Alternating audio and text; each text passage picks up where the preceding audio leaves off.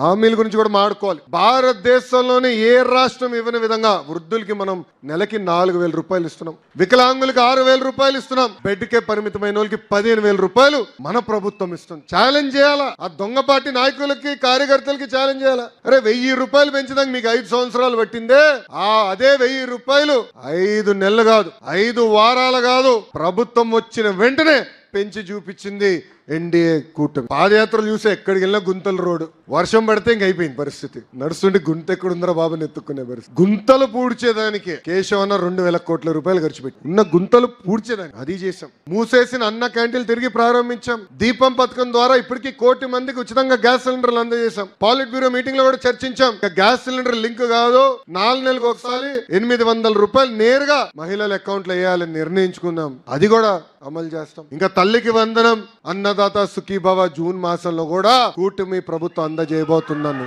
మీ అందరికీ తెలుపుతున్నాం. మనం మమేక్యం అవ్వాలి, ప్రజల దగ్గరికి వెళ్ళాలి. కుటుంబ సాధికార సారథులు కానివ్వండి, బూత్ అధ్యక్షులు కానివ్వండి, యూనిట్ అధ్యక్షులు కానివ్వండి, క్లస్టర్ అధ్యక్షులు కానివ్వండి, విలేజ్ మండల అధ్యక్షులు అందరం నెలకు ఒక్కసారి పెన్షన్ ఇచ్చేటప్పుడు వెళ్ళి మమేక్యంగా మాట్లాడి 4,000 రూపాయలు ఇస్తున్నాం, ఇబ్బందులను ఇస్తున్నాం, ఇచ్చిన మాట మనం నిలబెట్టుకున్నాం చెప్పాల్సిన బాధ్యత మనందరి పైన ఉంది.